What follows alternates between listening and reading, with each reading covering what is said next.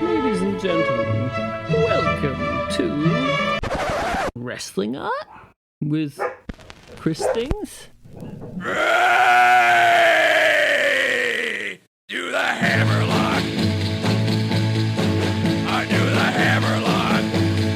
Ray! Do the hammerlock, you turkey necks! Yeah, do the hammerlock! Hi there, pals. Welcome back to a little bit of Wrestling Art with Chris Things. I am your host, Chris Things Brian, and stoked to finally have another Wrestling Art Curator edition of the show for you. That being the one where I have a little chatski to other rad wrestling artists from all around the world. And yeah, it had been a little bit longer than I would have liked since our last artist chat. Sometimes it could be hard to line these things up. You have to work with people's availability. I'm based here in bloody Australia, so that probably doesn't make it that easy for some people. But we made it happen, and this one's pretty cool.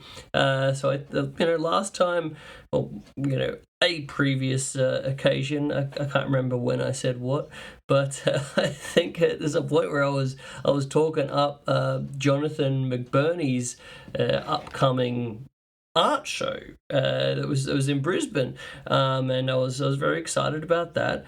And I went along to the opening night. It was at Merivale Studios here in Brisbane, or South Brisbane area, and man, it was so cool. Got to see all of Jonathan's work in person, which was super cool. For those of you who may not be aware, a bit of a while back we had Jonathan on the podcast as one of our early wrestling artist guests, and I thought we had a wonderful chat that first time. Had some really I thought maybe more intellectual discussion than you do a lot of the time when you're talking about wrestling, but I get into that. I find that really fun. So, hopefully other people liked it. But yeah, so of course I was going to come along and get to see Jonathan's stuff in person, and I was wowed. Super cool to see. Wonderful show. But then a really cool thing that came out of the blue was so Jonathan was wrapping up the show. We were chatting a little bit, and he said, "Please come by. Let's have a bit of a chat." And I said, "Hey, you want to do another little one of these podcasts?" And he's like, "Yeah, man, let's do it." So that's what we did, and we got to do a in-person chat here that I'll be leading on to in a little bit. So yeah, at the in-person at the Truth, Fugitive And Imponderable solo show of Jonathan's, we got to have a chat all about the show, a bit about wrestling art, a bit about art shows in general, making art in general. I think it's a really fun chat. So looking forward to you guys getting to listen to that one. And yeah, it was super cool to actually get to do in person. So that I don't know if that'll add a different kind of like tone to it for you guys, but either way, a lot of fun, stoked on that. In the meantime, and this little intro bit, I normally do my intro monologue, go on about what's happening in the world of Chris Things. And yeah, man, there's been a fair bit. I've spoke a little bit in the past about my busy schedule I've been planning out for later in the year. I'm not sure if I mentioned it on the last podcast or in my newsletter this past week, but it was somewhere. But I was talking about how I sort of had this September mapped out with an exciting new book project. So man, that's something I thought would be an interesting chat here. So long story short, as happens sometimes, that did not end up happening. So yeah, I think it would have been a really cool thing, but not meant to be. But so I guess I've pivoted my energies. It's actually probably been for the best because I have so stoked on the amount of commission work that I'm getting to work on at the moment. So I've also got a bunch of other things for the portrait art show that I'm going to be taking part in, and quite a few things that'll be good to have a bit more time to put into those bits and pieces. But I thought it'd be good to come on here and talk a little bit about that, because honestly, the morning when I woke up and I got the message that this project wasn't going ahead as we had envisioned, there was a massive pang of disappointment, of sadness, of thinking this is going to be a really big deal for me in the future, and then that just sort of like disappearing. But I am pretty stoked that I took that. I let myself have a little moment of being like, man, that is not the best. But I didn't let it get to me in a way where it really brought me down, or derailed my productivity for this week. I made a choice to be like, all right, feel these emotions, deal with this, and then let's try to use that as motivation to make more cool things happen. And I'm pretty stoked about that. I think I spoke a little bit in the past about sort of dealing with the various kind of like disappointments that we might have along our creative journey or art life or whatever we're doing, and the importance of being able to sort of dust yourself off and keep moving ahead. And yeah, it was really, I felt really good about being able to sort of like take that advice a little bit for myself and actually, let's do the thing. Let's not let it really get us down, as much as these things can. So I think there's a real power in sort of, I guess, being mindful and on it, in that we are in control of how we deal with these things. You can have not bad things, little disappointments here and there. These things happen. They're going to happen, but you choose how to deal with it. You choose whether you're going to let that put you in sort of a creative slump, into a depression, feeling sorry for yourself and that kind of deal. And I've definitely done that before. I don't want to be making out I'm here on my high horse, and I'm this beacon of an example for everybody. I'm oftentimes can be more on the negative side sometimes with my self-talk and that kind of thing. But yeah, on this occasion, I'm pretty proud of myself that I did sort of channel it in a positive way. I think in these situations, it's important not to kind of like just ignore and bury away these kind of feelings. Like, you kind of need to acknowledge them a little bit, feel it, and process it, and then move on. And yeah, I feel like I did that. So I'm pretty happy about that. So yeah, an eventful week from that standpoint. I thought that was worthy of discussion. But yeah, sort of being able to then channel that into, I feel so grateful that I've got some amazing clients right now that are wanting me to create art and illustrations for them. It really is that cliche of sort of, one door closes or one window closes, another door opens, whatever it is. And yeah, I'm just grateful that I have,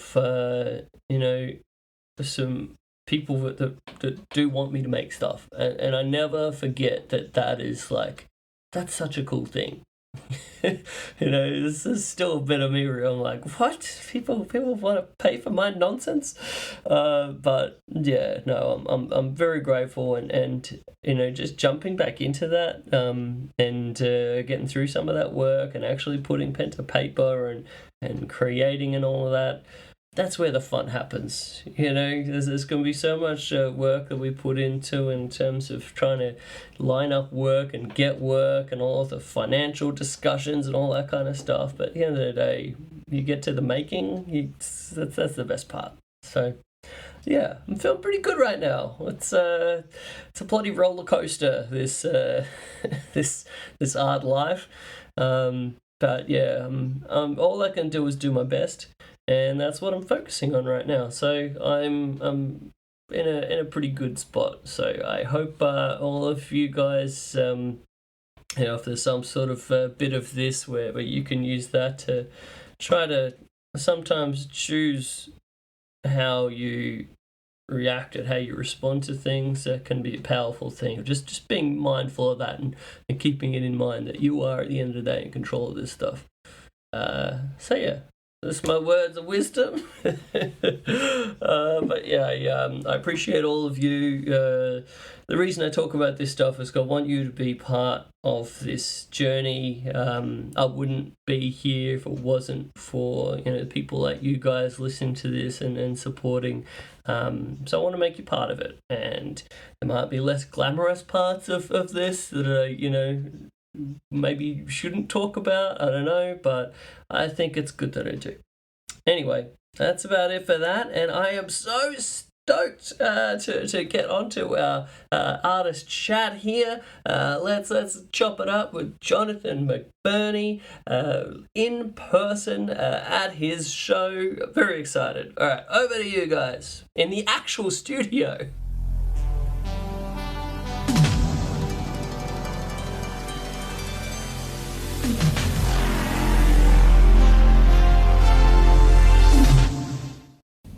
You want to just jump into it? Sure. Yeah, all right. So, ladies and gentlemen, this is a bit of a special one. So, previously, I think my second ever wrestling art curator guest, or early on for sure. I was super stoked to have Jonathan McBurnie on, and then lo and behold, you've actually had a show here, a current exhibition solo show, Truth, Fugitive And Imponderable, here in just across the river where I live. I was able to be there for the opening night, and then I was able to come along, and we're here right now recording. But welcome to the show again. Thanks a lot. Great to be here. Oh, I was just saying how funny it is. We've got a little room here at the back of the gallery. Yeah, Maryvale Studios, our very own, I don't know, podcast come office come lounge room. This might be the most professional sounding audio I've ever had on the show. I guess we'll see. We'll see. But it's honestly a treat to get to do this in person, because so much of the time, you do the Skype kind of thing, and it works, well, and a lot of the time you have people across the other side of the world, so it's the only option. Yeah, absolutely. But there's something so much nice about being to have that, in-person sort of deal. For sure. I mean, you sent me when we were preparing for the first show the link to the Rat's Nest that you were on. Yeah. And my gosh, that was such a fun chat. Yeah, we went in with no plan for that, and those two just had really fun questions and observations. I think we spent half the time speaking about wrestling anyway. we didn't talk very much art, but it was a lot of fun. They're great. Oh man, I feel like I really got on board that, like, the right at the tail end there, and then now sadly they're sort of on hiatus at the moment. Hopefully they'll be back. They're good guys. Yeah, I'd highly recommend that show for everyone. Just go through the archives. I've gotten onto some tremendous artists as a result. Yeah, they because they're over in the States, they've just got these amazing access points to all of these different crazy scenes, which is wonderful. Yeah, it's I was wowed, honestly, for the opening night of this. I've become a bit of a fan of your work. But it's again so nice to actually get to see it in person, and that's something I think is really special about. I highly recommend everyone get out to all of the local art shows that you can and support, because there's something about interacting with the works in person and standing in front of them, and just that's so different to just looking at someone's gallery on a website or on Instagram. For sure. I think particularly these works that I've got in here, a lot of them are very new, done in the last few months, and they're done on transparencies and tracing paper and vellum. So you get a sense of them online, but there's a sort of almost a shimmer that happens in person, and the paper is constantly moving and changing slightly. It's just the nature of it, and it's really interesting to sort of gauge people's responses when they've been looking at them on Instagram or whatever, and they can suddenly see them in much more detail and in living colour, and it's been a great experience. Oh, and they're works that are so... I think the thing that stuck out to me when I was here, I swear I spent probably just an hour just, walking around. I came with my, partner and a friend, and, we sort of did the chatty kind of thing. But then I just really wanted to do a loop of just on my own, being able to kind of spend a proper amount of time. And you're right, it's just something so cool about when you walk and you see the things on different angles as well. That's part of it. And the works are so dense, and especially with the layering and everything, and it's I don't know, there's something that's really nice about the more time you spend with it, the more you're rewarded, if that makes sense. That's nice. It is a bit of a right turn for me a bit, in terms of the way I've been creating the images. Usually I create images with there's a plan to them, I'll do a collage first and then work from that. And I will improvise a bit and problem solve as I'm doing it. Whereas with these works, it's very much, all of the thinking is sort of done in the very early stage of preparing the composition. And then I'm just going into a kind of Zen mode, sort of zoning out and just, doing these marks and really just sort of disappearing into it. I'll often listen to a podcast or an audiobook or something while I'm doing it, and just sort of really kind of tune out a bit, and it's quite lovely. Oh yeah, I think that's where the most magic comes, at least from me. So I was very interested to talk to you about sort of the process of creating for a show like this. And I know for myself, I sort of when I'm doing the art, I normally do it in a bit of a whirlwind, if I have a solo show. Sure. And you just sort of just need to surround yourself on all the things, and it's sort of almost to the point of sometimes psychotic break, where it's you just sort of lean into the I guess whatever it is, whatever that magic is, whatever that sort of when you're fully in that mode, and it's that's when you get to be a bit playful, I guess, as well. Absolutely. I find if I have a break, if I'm not drawing for a week or two, say, I find it really hard to find that again. So I try to sort of not let it go too long. Even if I just do 5 minutes in the studio before work one day, it's still keeping your hand in it. And it's much easier to sort of, you're kind of keeping the engine idling instead of letting it cool down and then you have to warm it up again. So I'm a big believer of that. I really try not to let it cool anymore. It's just a disaster, and I get frustrated, and it doesn't work so well. Really preaching to the choir there. I guess an interesting thing that I'm constantly thinking about with this, with my art practice in general, trying to find a balance, you know, with the rest of real life and, Totally. all the rest of it, Yeah. can be hard. But man, especially when you're preparing for a solo show, to me, I think I've got to the point where I'm just like, that balance is going out the window no matter what. Yeah. The balance is tough. Like, you know, 99% of artists have a day job, or two.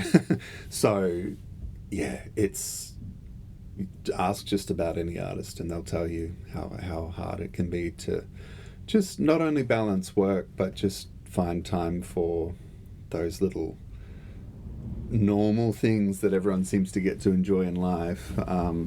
It can be a real challenge to find that ratio that's going to work and be productive as well. You know, to an extent, I find I have to kind of reverse engineer projects that I know I can tap into frequently.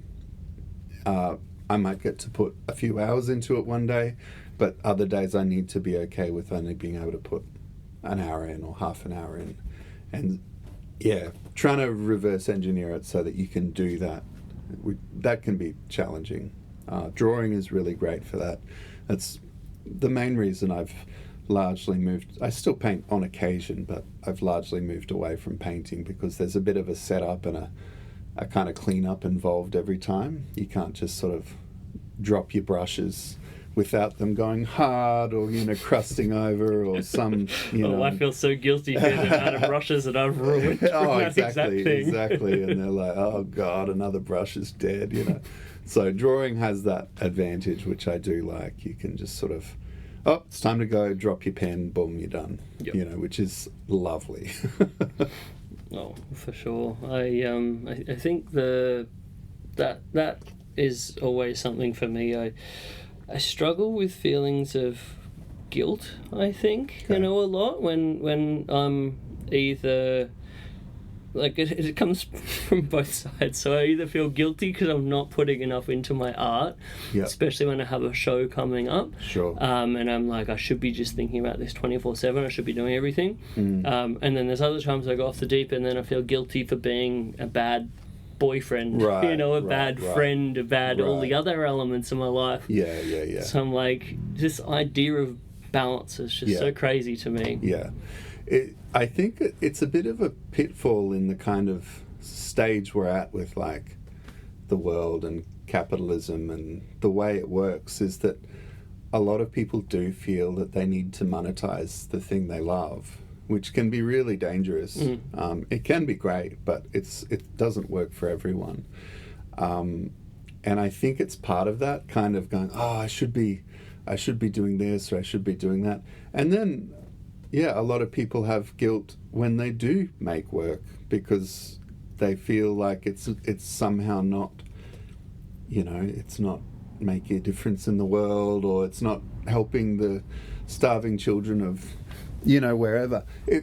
And I understand that, but also it's like, well, people that are just watching TV all the time, they're not feeling guilty about it, and that's fine. That's what they're doing.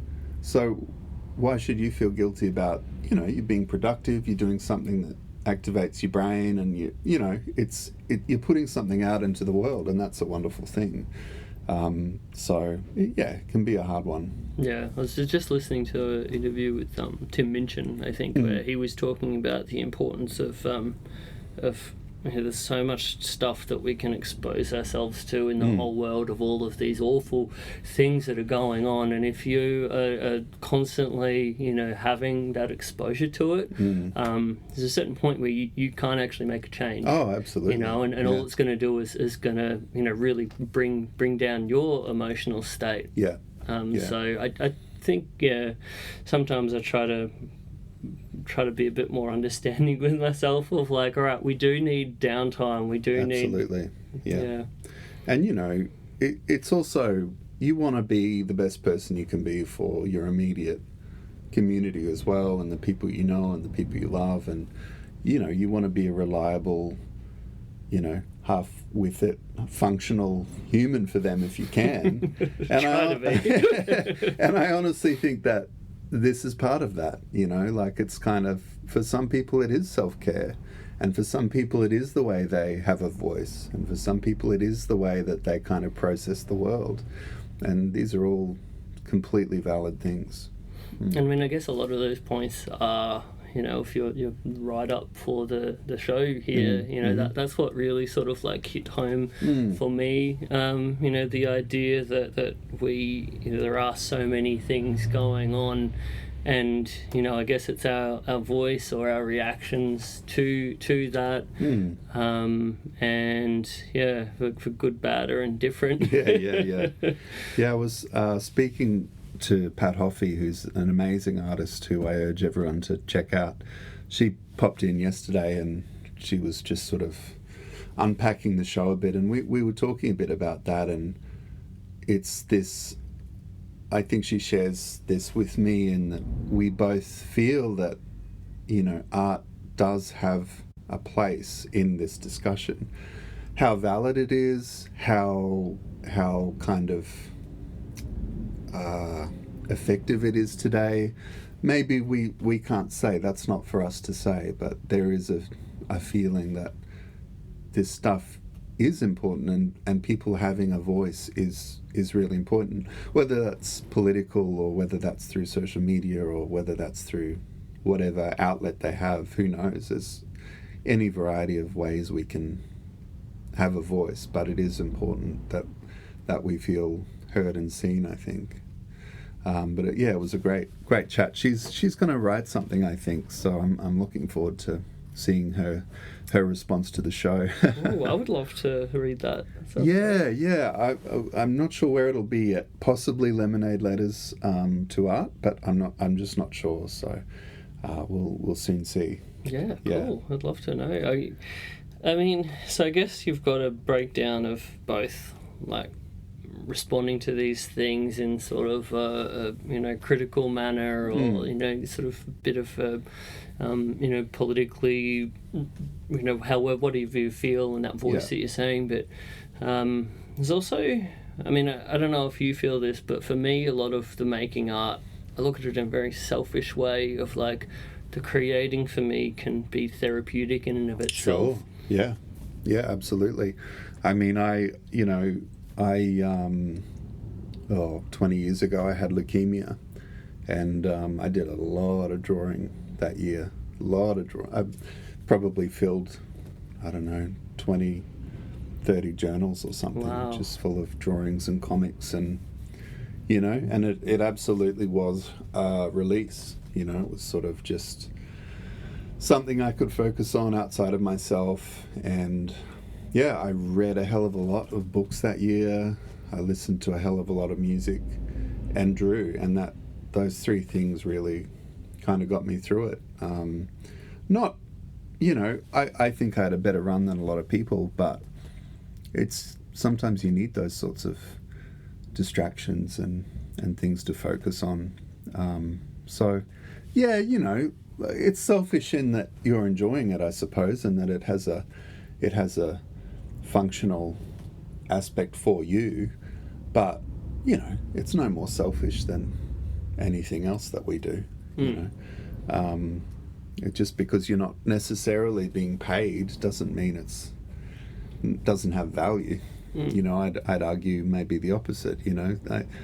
I love my job, but there are parts of my job that I feel like, you just like, oh my God, do I really have to do this? Like, not that it's, you're sort of shocked at some of the things you have to do. But that's just it, and there's plenty of things I do for nothing that to me are far more valuable. So, it's that it's coming back to that balance again. It's a funny thing. Yeah, the balance was mind-blowing to me when I was talking to you, the opening night, and the idea that, how you managed to do your own personal stuff while also, doing all of your work at the Rockhampton Museum of Art. And gosh, I can't imagine being able to change hats like that. Like, how do you make that work? Well, I think maybe I don't change my hat. Mm-hmm. Really, like, I think maybe the way it works for me, it's like that, what I said about keeping the engine idling.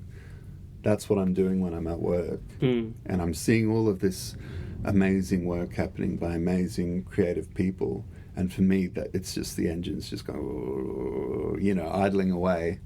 And I'm ready to go. I get home and I'm usually, unless it's been a particularly horrible day, I'm usually pretty inspired to do some work or write something so it's a funny balance.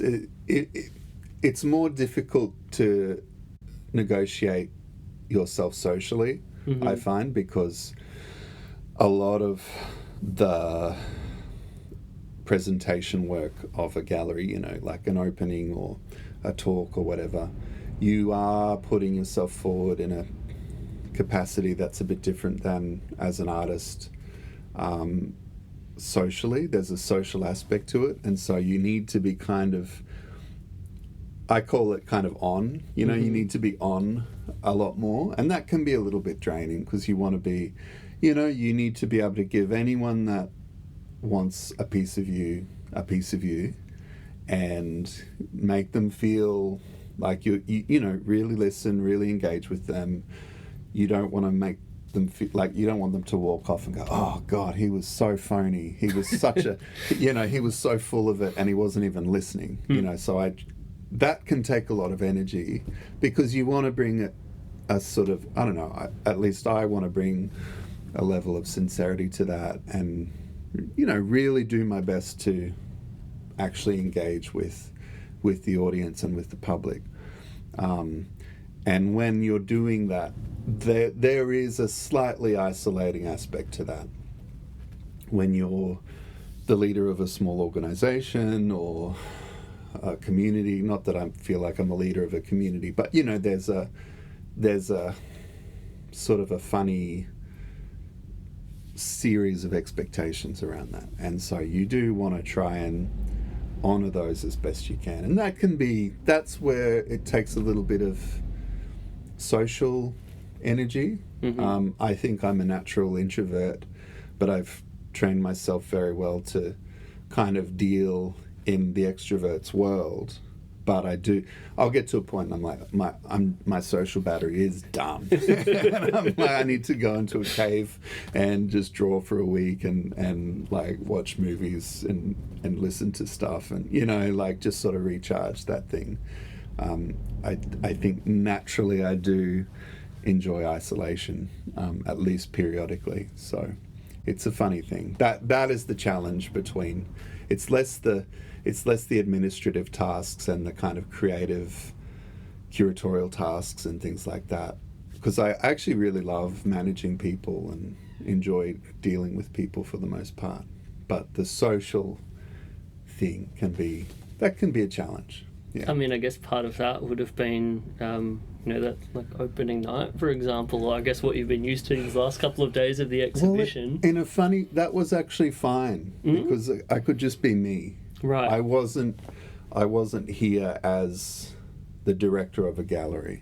I wasn't here as a representative of a city council, you know, whereas at work, I can't have a drink while I do those things. I can't be seen to be having a drink while I do those things. So, you know, it's just slightly more formal. You know, you need to have your welcome to country properly and sincerely thought through. You don't want to just, I would rather not do one than half-ass it. Yep. You know, so things like that. So you just want to come at it with commitment and sincerity, and it, you know, there are expectations that role has. That as an artist, I'm much more free. You know, the way I see it, I earn a really good living from my job, and that frees me up to make the art that I want to make, which is a wonderful privilege. And, you know, I know a lot of full-time artists, and they're amazing. but the grind can be real. The pressure to sell when that is your primary source of income. That's tough. Even I'm talking Archibald winning artists. It can be really tough in this country. So, hats off to them. That's sort of how I kind of justify the work, the day job to myself. It's like, well, this allows me to sort of it allows me that freedom, which I'm not very good at making. Like, I'm terrible at commissions, because unless it's something really niche that I know I want to do anyway, it's I find it really hard. So yeah, hats off to those guys, I say. I struggle with it. I'm constantly feeling it's pressure. I mean, there's a lot of fun that is involved in it. Like, I love the commission work, and I'm lucky to where most of the people that come to me, they're wanting my kind of stuff or something weird and wrestling related or whatever, and that's delightful. But yeah, there's those dry times, or those times when I'll do like some sort of expo or whatever, or I'll be traveling different parts of Australia, and then you have your expenses, and you have a certain amount that you're hoping for to cover it. Yeah, totally. And it can be such a stress, but I constantly have to just think of like, all right, why are you doing this? I was stoked with this show. I covered my framing, and I'm like, yes. I'm so happy about that, because that was a bit of a wake-up call. I hadn't framed any of my own work in about 10 years. It was like, oh my god. And don't get me wrong, got a really good deal, because the studio here has an arrangement with ProLab. Nice. They've done an amazing job. They gave me a really good discount. But you pay for quality, so I'm stoked that I've covered that. It's so great. I think the combination of like framed pieces and then like the unframed kind of stuff I thought was really cool, and like I personally, obviously, I'm gonna love like the wrestling stuff. And the way that's kind of like threaded through it, I thought was so wonderful. Kind of can't stay away. Hey, like, it just finds its way in. But it's so fascinating that it's part of it, and it's referenced, but it's not driving it necessarily. Like, so it seems like there's a bunch of sort of like influences and things that are all playing around. For sure. But it's just sort of little nods here and there, and I thought that was really well done. Oh, thank you very much. Yeah, the wrestling imagery, like, it just has something to like, there's just something about the melodrama of it and the figures, and I just can't get enough. Like, there's still a sort of a sense of wonder for it for me, because there's no special effects, there's no computer generated like explosions. It's all people and fireworks and props, and I just love that. There's something really, like, it could be a post-apocalypse tomorrow, but we'd still have wrestling. Like, that would be one of the first things. That would be one of the first art forms that we would see after a post-apocalypse, because it'd be like drawing. Drawing would be one of the first art forms you'd see, because anyone can do it with very little. And wrestling's the same. It's like this. You boil it down to these core elements. 2 people on a stage, basically, or a circle drawn on the ground, and away you go. You're off to the races, and that's there's something really timeless and remarkable about that, and I really think that's why we keep kind of coming back to these sorts of images and myths and icons. There's just something that really appeals to us on a really deep level. In wrestling, like, I'm sure you could do a really interesting, if you trace back the roots of it, I'm sure there's some really, really fascinating roots that will go right back, earlier than the Greeks and Romans, and there's roots in every culture to this stuff. So, yeah, we might not have the records, but you can tell it's an ancient thing. Like, there's little else that I can see such a straight line drawn right back through history.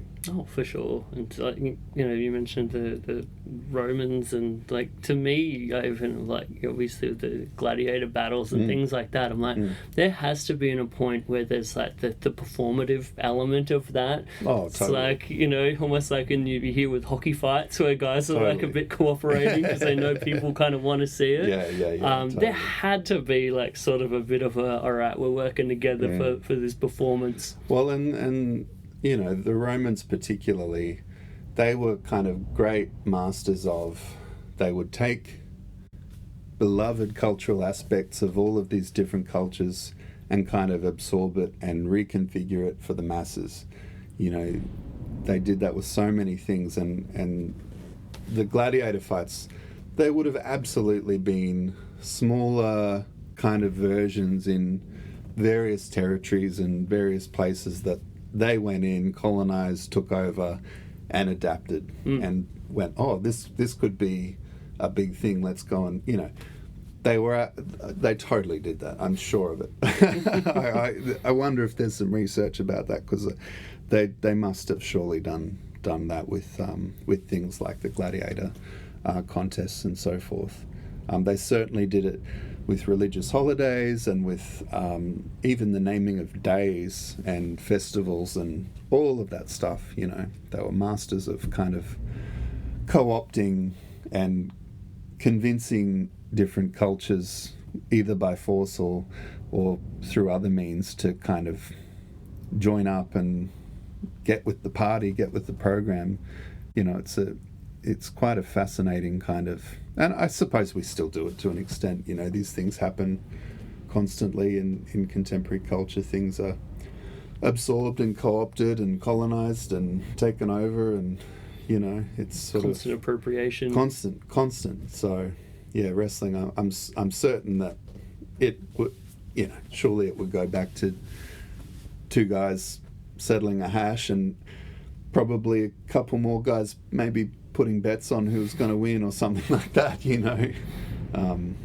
We can't help ourselves, I think, as a species and as a kind of crazy mammal that is all over this planet. I guess all different cultures sort of like version of the storytelling and violence. Absolutely. I guess that's like things that humans are never going to not love. Exactly. Yeah, storytelling. That's a very good point. I mean, what else is more ancient? Yeah. We love to sort of take these ancient stories and put a modern spin on them, and add figures that people can relate to, and yeah, absolutely.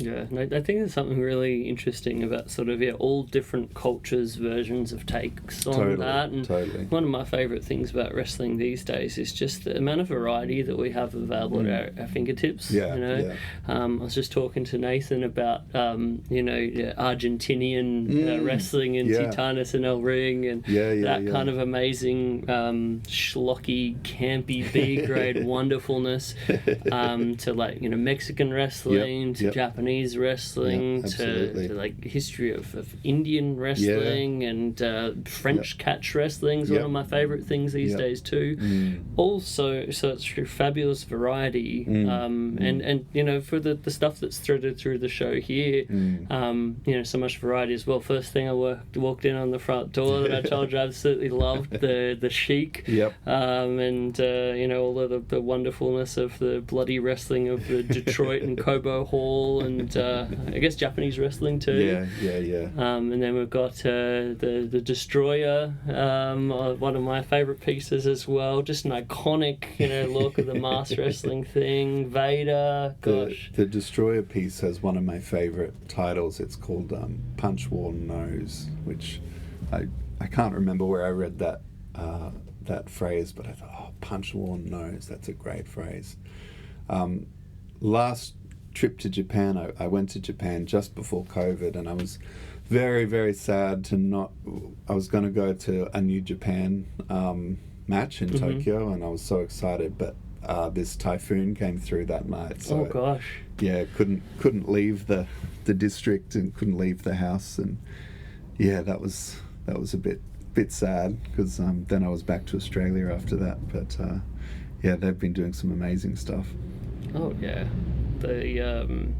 I think there's a lot of really cool stuff going on in Japan at the moment. Oh yeah. But yeah, the history of it, I think, is my favourite part. Yeah. You know, one of the last times I got to go over, I got to see an actual a special tribute show to the Destroyer. Oh wow! So it was a whole big show, and there was. So he must have gone over a lot and. Oh, he was an institution. Right. You know, you talk about some of the most recognisable, faces, and all over the Japanese game shows and the celebrity sort of side of it. It's always interesting to see who spent a lot of time over there, and even Australia. A lot of people would come to Australia a lot, but that's so interesting. I didn't realise he was a sort of beloved figure in Japan. Oh, massive. So good. But I got to see they had a whole sort of almost like a museum with his boots and the mask and the jacket. Fantastic. Oh, so good. But such an interesting character, and again, sort of like come back from the art to the art sort of side of it. Yep. Just looking at that face, and I guess the mask, but he's got face. that bloody nose. So much fun to draw. Slight gap in his teeth, and he's just got such a particular face. I love it. Oh, I highly recommend everyone out there, if you feel like watching some wrestling, look up some old Destroyer matches. I think there's something about it that brings us back to that sort of like the history of wrestling and just the most pure version of what wrestling can be when you watch the Destroyer. Yeah. It's so good. No, that sounds great. I even just his costume, very simple, but I love that. I love that costume. His mask is particularly good. Oh, just so basic but so great. I remember reading that he just had it fashioned by, because this is probably before masks were so standardised in wrestling. He actually had a seams person make it out of they turned a jock strap into the amazing mask. Oh my god, that's great. Yeah, so good.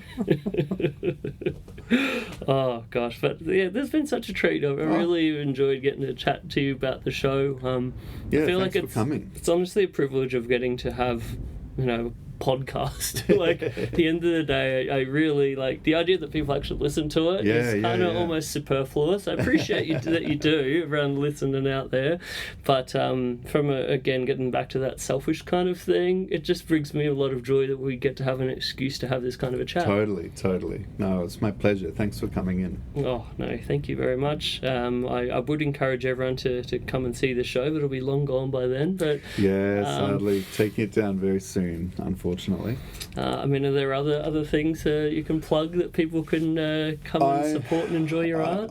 Well, I've got my Instagram, which is the handle is Jonathan McBurnie, and my website. If you Google Jonathan McBurnie, it'll come up first thing. And hopefully I'll be having an exhibition next year down here in southeast Queensland. It's not absolutely confirmed yet, but fingers crossed for March 2025, which will be a lot of fun. So I definitely am looking forward to that one. Yeah, so keep an eye out. Well, thanks so much, man. Pleasure. Thank you. Appreciate it. All right, man. That was so nice. I am so grateful to Jonathan for taking the time. He was there at his art show. Still had a bunch of people in there looking around and appreciating it when I rocked up. Brought him a coffee. And we got to chop it up and talk some art, talk about the show, and I just feel really lucky in the sense that I have this little old podcast, and I hope you guys enjoy it. But it's such a cool thing to get to have that kind of chat with someone, like a platform like that. Like, I don't think that would have happened if this podcast wasn't a thing. So I'm happy that Wrestling Art with Chris Things exists. For my own personal, selfish kind of deal. I'm enjoying it. I hope you guys are getting some sort of enjoyment out of it too. I hope these, if nothing else, these are conversations that I don't know where else they would happen. So, for better or worse, they're happening here. But yeah, thanks again, Jonathan. Everyone be sure to be checking out Jonathan's stuff. I think it's such an interesting thing of having a lot of this wrestling kind of content that we love, but also bridging that gap into kind of the fine art world. I think it's a very interesting thing. Great times. I am very, very grateful for you guys to listen to this show, for your time, for your support. If you all want to be supporting me with this show, there's a variety of ways you can do such things. You can as little as just listening and recommending this show to a friend. Subscribing to the iTunes feed. That always helps. I think there's a little donation button in there if you ever feel like buying me a coffee. You can always do that.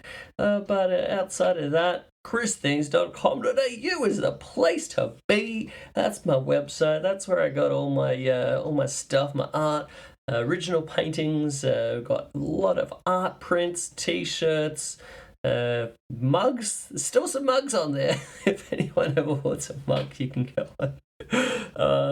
I got the calendars. I think it's time that I get that 2025 calendar ready to go. I'm just so stoked when anyone does place an order or whatever. Always means a lot. So anyone out there who has a massive thank you. Thank you everyone as well for the commission kind of work. Like I said earlier in the show, I love doing this commission stuff. So to all of my existing clients I'm currently doing work for or I've previously done work for, I'm so grateful. Thank you. You are literally supporting someone's dreams. And if you anyone out there is wanting, like some sort of gift, Christmas gift, a birthday gift, even just something for yourself, please know you can always, hit me up and let's make something. Let's bring a concept out of your brain, whether that's like your favorite wrestler, your favorite match, your whatever batshit insane thing that you might have.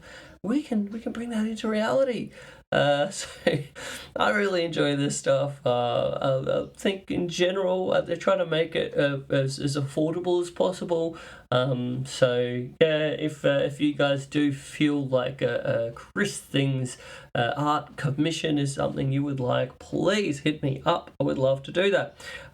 Big thank you as well to the excellent team at Social Suplex. This show would not be happening if it wasn't for those guys. So I'm very grateful for having the platform to do this thing. Socialsuplex.com. You can check out a variety of other rad wrestling podcasts, from Keeping It Strong Style to One Nation Radio, Imps WWE Adventure, All Things Elite, the Trish and Sarah podcast, Tunnel Talk.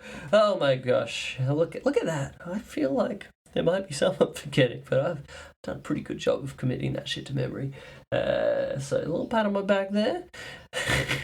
To the old Barry Horowitz. It's a fun time. I'm enjoying the journey, and I'm trying to not forget about enjoying the journey, enjoying the making, all this stuff. And I had some people reach out to me about what's going on with Wrestling Club, which honestly that tickled me. That made me smile. The idea that people enjoyed this thing enough to where they want to know when the next one is happening. Man, that's nice. But yeah, for all of any Brisbane folk out there, everyone who might be in Brisbane towards the end of the month, I haven't completely got it locked down yet, but we're very close. I have a new venue in mind that if that all works out, I'll be super psyched. That'll be a really nice continuation of Wrestling Club after the closure of Brewski. Hopefully we can get something lined up for the end of the month before I depart overseas for a little Vietnamese trip with my dad, which I'm very, very looking forward to. But I got some work to get through between now and then. So this is the making time. So I better get start doing some things. Really, I got some work to do, guys. All right, I appreciate every one of you. Thanks for listening. Hope you're digging this. I'll be back next week for some more match of the week goodness, and then let's not leave it too long between this and next time for more of the Wrestling Art Curator stuff. All right.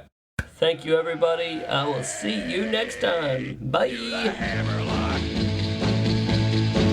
I do the hammerlock.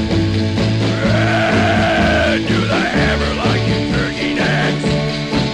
Yeah, do the hammerlock. I do the hammerlock. Everybody's doing it. Do the eye gouge. Yeah, do the eye gouge. Do the eye gouge, you turkey necks. Yeah, do the eye gouge. I do the eye gouge. Everybody's doing it.